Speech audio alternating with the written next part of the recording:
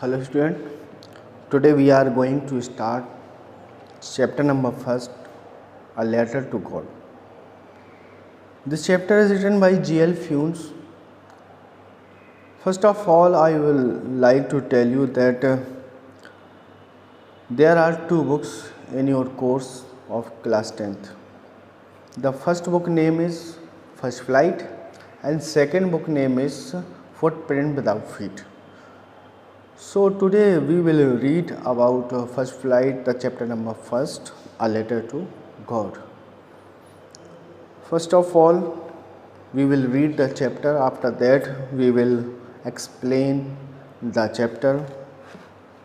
The house, the only one in the entire valley, sat on the crest of a low hill.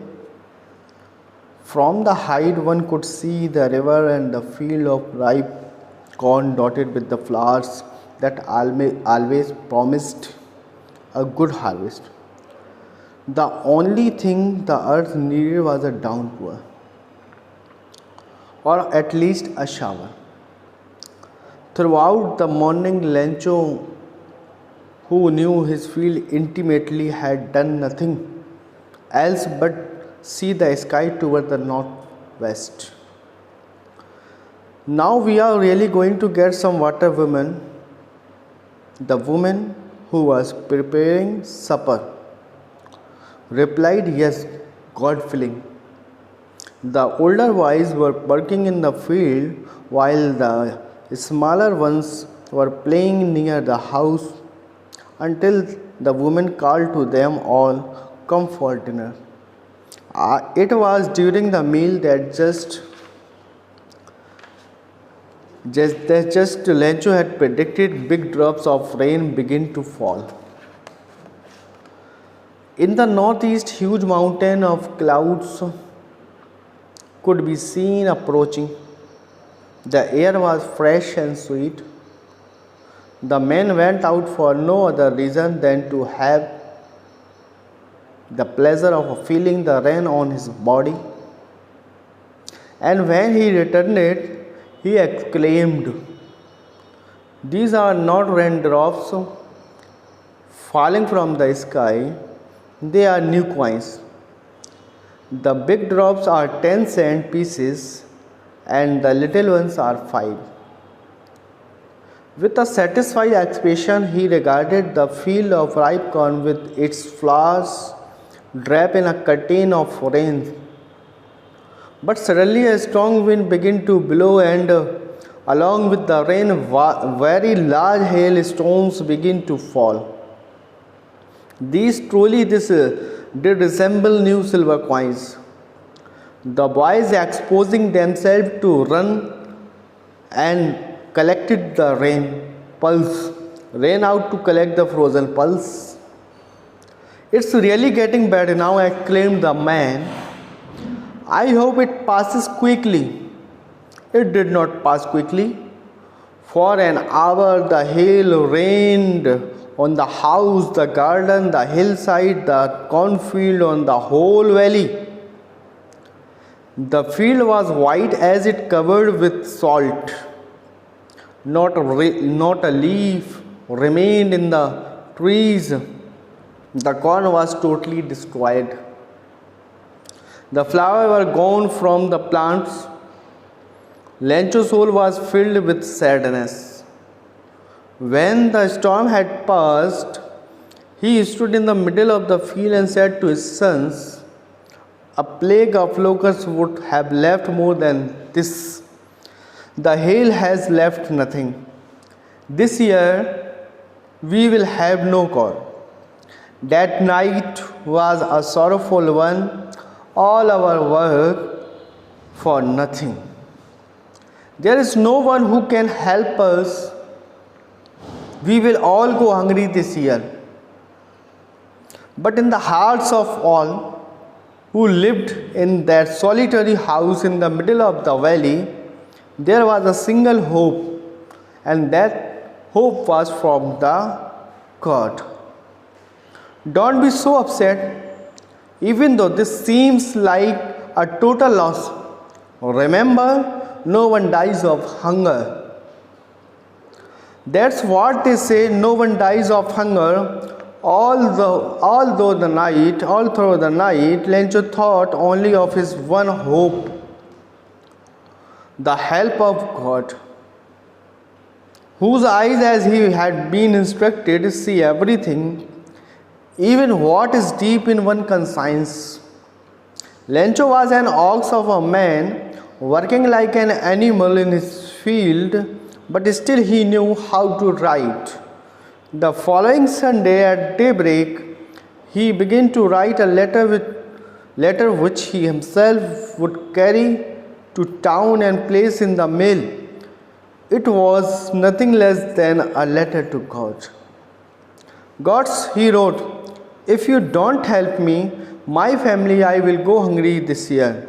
I needed 100 pesos in order to sow my field again, to live until the crop comes, because the hailstorm has destroyed my field. He wrote to God on envelope, put the letter inside, and still travel went to town.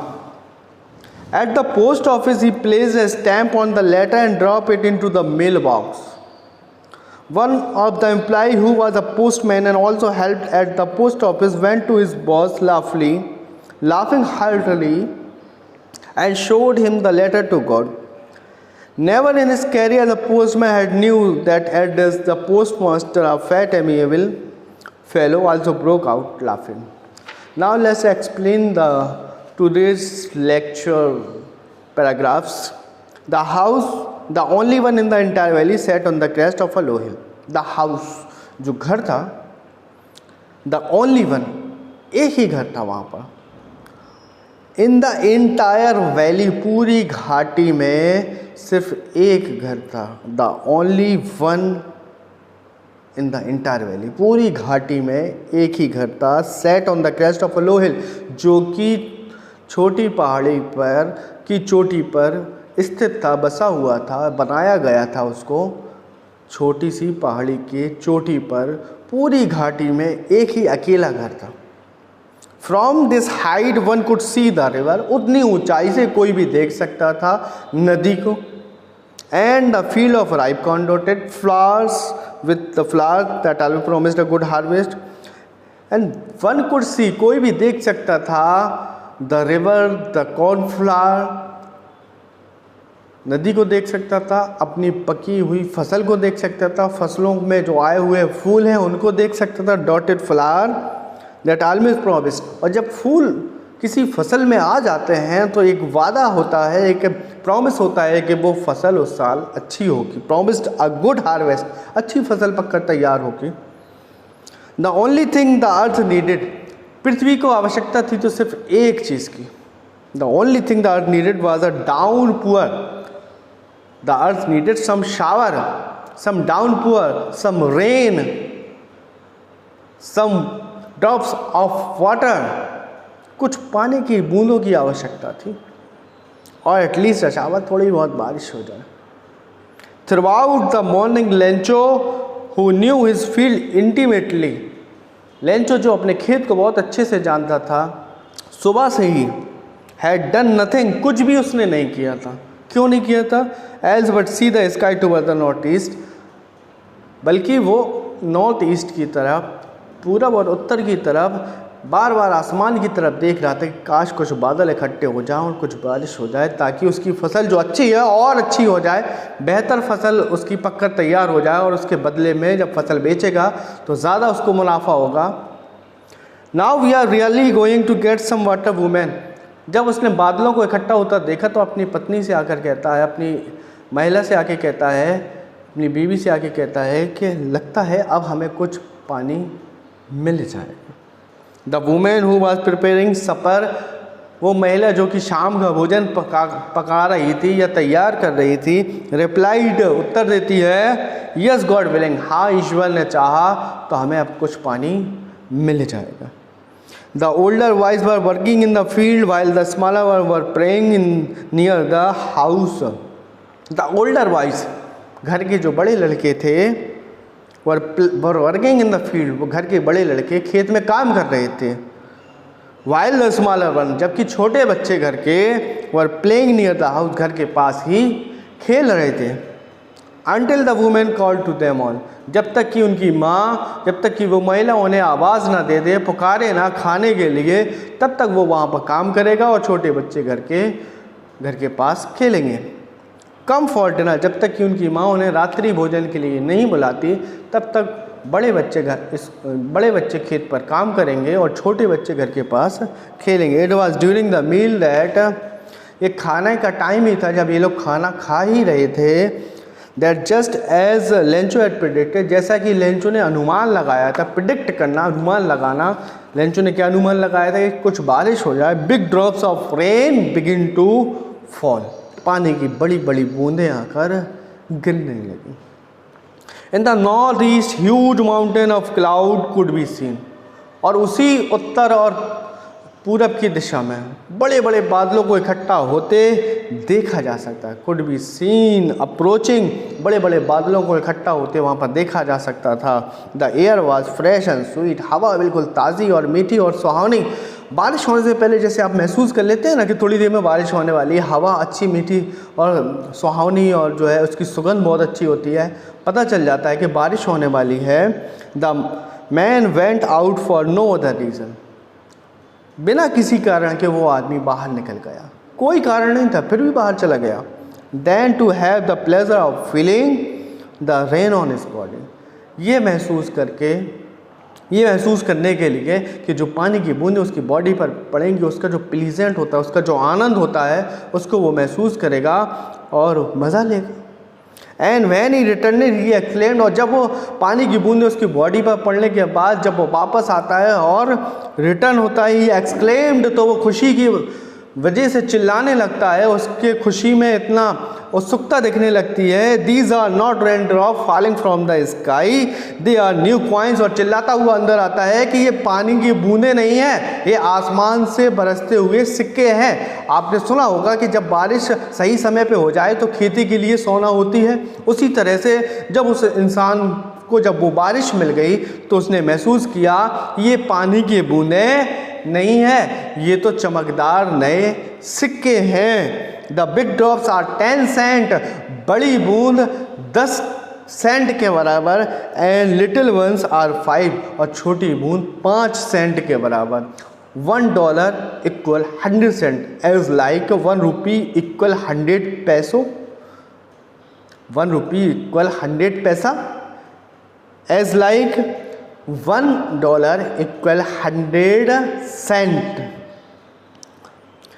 They are new silver coin. The big drops are 10 cent and the little ones are 5 cent. उसने कहा कि बड़ी बूंद 10 Saint के बराबर और छोटी बूंद 5 सेंट के बराबर।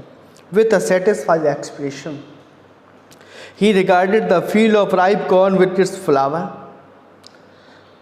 विथ अ सेटिस्फाई एक्सप्रेशन, जब बूंदें गिरने लगी तो उसके अंदर एक संतुष्टि आ गई कि चलो अब कम से कम बारिश हो गई है और मेरी जो फसल है वो बहुत अच्छी होने वाली है इस बार। He regarded the field of ripe corn with its flower, उसने देखा कि उसकी फसल में जो भी फूल खिले हुए हैं, draped in a curtain of rain, वो बारिश से भीग चुके हैं। बस उसको यही तो आवश्यकता थी कि बारिश हो जाए, सारे भीग जाएं। बारिश से सारे फ्लावर्स जो उसके थे वो सारे के सारे भीग गए। But suddenly a strong wind begin to blow, suddenly a strong wind, एक मजबूत यानी कि एक तेज हवा, विंड बिगिन टू ब्लो, चलने लगी। ऐसा नियम है, एक ज्योग्राफी जो लोग पढ़ते हैं, एसएसटी में जो लोग पढ़ते हैं, जब वो रेन के बारे में पढ़ेंगे, हवा के बारे में, एयर के बारे में पढ़ेंगे तो उनको पता चलेगा कि जब रेन होती है और जब उसके बाद हवा चलने लगे तो उसका रिज़ल्ट क्या होता है। उसका रिज़ल्ट ये होता है कि अगर बारिश होने पर हवा चल जाए तो वो बारिश की बूंदें वापस उस राउंड में जाती हैं, उस प्रोसेस में, उस साइकिल में फिर से और ठंडी हो जाती हैं और वो बूंदें छोटे छोटे पल्स में, मोतियों में यानी कि ओलों में बदल जाती हैं। अचानक से क्या हुआ, तेज़ हवा चलने लगी, begin to blow, and along with the rain, और बारिश के साथ साथ very large hail stones begin to fall, बड़े बड़े ओले गिरने लगे। जब ओले गिरते हैं तो बहुत नुकसान होता है, बहुत ख़राब होता है। जब तेज़ हवा चलने लगी अचानक से, और तेज़ हवा चलने के बाद हवा के साथ साथ बड़े बड़े ओले भी गिरने लगे। These truly did resemble new silver coins, ये तो वाकई में नए चमकदार सिक्के लग रहे थे। पहले तो पानी की बूंदों को लेंचो ने सिक्के बोला, लेकिन अब तो ये क्या था, ये बाकी में सिक्के लग रहे थे उसको। The boys exposing themselves to the rain, अब बारिश में लड़कों ने अपने आप को एक्सपोज किया, यानी दौड़कर बाहर भागने लगे ताकि उन सबको सिक्कों को उठा सकें, उन जमे हुए मोतियों को यानी कि ओलों को उठा सके।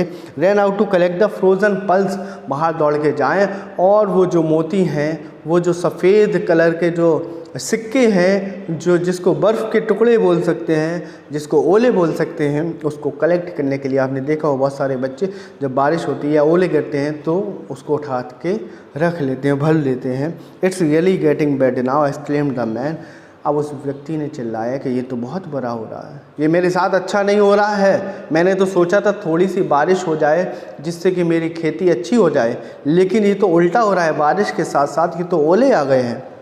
I hope it passes quickly, और उसने उम्मीद लगाई कि ये ओले जल्द ही गुजर जाएंगे। It did not pass quickly, लेकिन ये ओले जल्दी नहीं गुजरे। For an hour the hail rained on the house, the garden, the hill side, the cornfield, on the whole valley.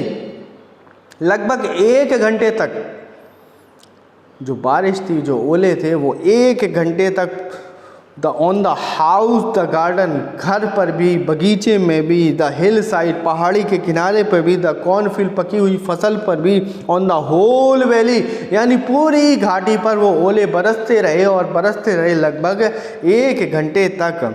The field was white, और पूरा खेत बिल्कुल सफ़ेद हो गया।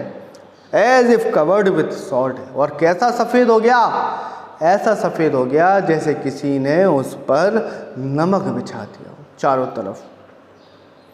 Not a leaf remain on the trees, पेड़ों पर एक भी पत्ती बाकी नहीं रही। इतने ओले गिरे, इतनी देर ओले गिरे कि पेड़ों पर, पौधों पर एक भी पत्ती बाकी नहीं रही। The corn was totally destroyed, फसल पूरी तरह से बर्बाद हो गई, नुकसान हो गया। जो खेती करते हैं लोग, उनका नुकसान बहुत होता है, कभी बारिश, कभी बाढ़, कभी ओले, कभी बारिश होती ही नहीं, सूखा पड़ जाता है, कभी जानवर चर जाते हैं, तमाम कठिनाइयाँ उनके लिए हैं। The flower gone from the plants, पौधों से फूल झड़ चुका था। अब कोई पौधे में अगर फूल झड़ गया हो तो फिर फल नहीं आता है। Lencho soul was filled with sadness, और लेंचो की आत्मा दुख से भर गई। जिसका नुकसान हुआ हो उसको दुख तो बहुत होता है, क्योंकि उसकी सारी मेहनत बर्बाद हो जाती है। When the storm had passed, जब तूफान गुजर गया, तूफान चला गया, he stood in the middle of the field, वो जाकर अपने खेत के बीचों बीच जाकर खड़ा हो गया, देखने लगा। and said to his sons, और अपने बच्चों से, अपने लड़कों से कहता है, a plague of locust, टिड्डियों का एक झुंड, लोकस्ट टिड्डी, प्लेग ऑफ लोकट्स, टिड्डियों का एक झुंड, would have left more than that, उसने कहा कि टिड्डियों का एक झुंड तो इससे ज़्यादा छोड़कर जाता है, इससे कम नुकसान करता है। The hell has left nothing, लेकिन इन ओलों ने कुछ भी नहीं छोड़ा। लेंचो ने कहा कि टिड्डियों का झुंड इससे ज़्यादा छोड़कर जाता है, लेकिन ओलों ने हमारे लिए कुछ भी बाकी नहीं रखा, कुछ भी नहीं छोड़ा। This year we will have no corn, इस साल हमारी कोई फसल नहीं होगी। That night was a sorrowful one, और वो रात लेंचो के लिए बहुत दुखदाई रात थी। All our work for nothing, और लेंचो कहता है हमारी सारी मेहनत बर्बाद हो गई। There is no one who can help us, कोई ऐसा नहीं है जो हमारी मदद कर सके। We will all go hungry this year, और कहता है कि इस साल हम सब लोग भूखे ही रहेंगे। But in the hearts of all who lived in that solitary house, लेकिन जो सबके दिलों में रहता है, सबके बारे में जानता है, सारी जगह पर ओमनी प्रेजेंट, ओमनी पोटेंट, सब जगह प्रेजेंट है, सब सर्वशक्तिमान है। There was a single hope, उसी से एक आखिरी उम्मीद है, और कौन है वो? हेल्प फ्रॉम गॉड, ईश्वर, जो हर जगह व्याप्त है, हर किसी को जानने वाला है। Don't be so upset even though this seems like a total loss. भले ही सब कुछ नुकसान हो गया, लेकिन इतना अपसेट मत बनो। Remember no one dies of hunger, और याद रखो कोई भी कभी भूख से नहीं मरता। ईश्वर कभी किसी को भूख से नहीं मारता। That's what they say no one dies of hunger. और ऐसा क्यों कहा उन्होंने कि कोई भी भूख से नहीं मरता? ऑल तो the night Lencho thought only of his one hope. और पूरी रात लेंचो अपनी उसी एक उम्मीद के बारे में सोचता रहा, द हेल्प ऑफ गॉड। कौन सी उम्मीद? ईश्वर की मदद। Eyes whose eyes as he had been instructed, जिसकी आंखें सब कुछ देख रही हैं। सी एवरीथिंग, सब कुछ देख रही हैं, सारे इशारे उसकी तरफ से हो रहे हैं। Even what is deep in one conscience, और यहाँ तक कि आपके दिल में, आपके मन में क्या चल रहा है वो भी वो जानता है। ईश्वर सब जानता है। Lencho was an ox of a man. Lencho एक बैल था। इसका ये मीन्स है लेंचो बैल की तरह मेहनत करना जानता था। Lencho was an ox of a man working like एक एनिमल। एक बैल की तरह, एक जानवर की तरह मेहनत करना जानता था in the field, but still he knew how to write. लेकिन फिर भी वो जानता था कि लिखा कैसे जाता है, लिखना उसे आता था। The following Sunday at daybreak, आने वाले रविवार को जब दिन का टाइम आया, he begin to write a letter, उसने एक पत्र लिखना शुरू किया।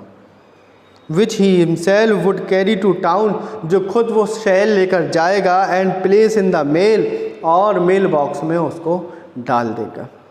It was nothing less than a letter to God. सिर्फ क्या था? एक खत था भगवान के नाम। गॉड ही रोड, वो लिखता है, हे भगवान, if you don't help me my family and I will go hungry this year. लिखता है, हे भगवान, यदि आप मेरी मदद नहीं करेंगे तो मैं और मेरा परिवार इस साल भूखे ही रहेंगे। I need 100 pesos in order to sow my field again and to live until the crop comes. लिखता है, हे भगवान, यदि आप मेरी मदद नहीं करेंगे तो मेरी मदद कौन करेगा? मुझे 100 pesos की आवश्यकता है, क्योंकि आप जानते हैं, I needed 100 pesos in order to sow my field again. मुझे 100 pesos की आवश्यकता है ताकि मैं अपनी फील्ड को फिर से बो सकूं, and to live until the crop come, और जब तक अपना गुजारा कर सकूं, जब तक कि दोबारा से फसल पककर तैयार न हो जाए। Because the hill storm had destroy my field, क्योंकि आप जानते हो कि ओलों ने मेरे पूरे खेत को बर्बाद और नष्ट कर दिया। He wrote to God on the envelope, ये सारी बात उसने एनवेलप में लिखी। अपनी फीलिंग्स जो भी उसकी थी वो सारी लिख दी उसमें, और उसके बाद लिखने के बाद उसने एनवेलप को बंद किया और एनवेलप के ऊपर लिख दिया टू गॉड, यानी ये खत, ये पत्र किसको जाएगा? ये लेटर गॉड के पास जाएगा।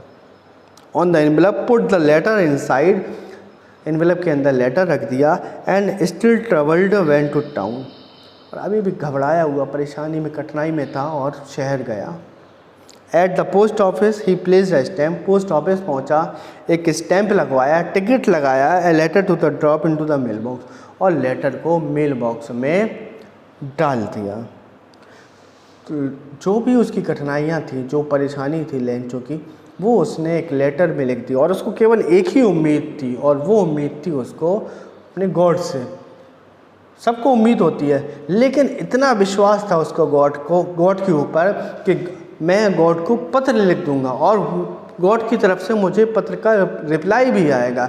एक ऐसा फेथ था उसके अंदर कि अगर कोई मेरी मदद नहीं करेगा, जो मेरा टोटल लॉस हो गया है, मुझे सिर्फ एक ही से उम्मीद है, जो सबको खिलाने वाला है, जो किसी को भूखा मारने वाला नहीं है, मुझे सिर्फ उसी से उम्मीद है, और उम्मीद थी गॉड से। तो गॉड को उसने एक पत्र लिखा, और उस पत्र में उसने अपनी सारी फीलिंग्स लिख दी कि मेरी जो फसल है वो पूरी तरह से बर्बाद हो चुकी है, और फसल को फिर से बोने के लिए और अपने जीवन को जीने के लिए मुझे मिनिमम 100 pesos की आवश्यकता है। तो अपनी इस नीड को उसने एक लेटर में लिखा, और लेटर में लिखने के बाद उसने उस पर स्टैम्प लगाया, टिकट लगाया, और उसको मेल बॉक्स में रख दिया. That's end of the lecture today. If you have any problem, comment in the comment box, and you have a serious problem to come to school and discuss us with this chapter also. If you have any other problem, you can call me also. That's end of the lecture today. Thank you.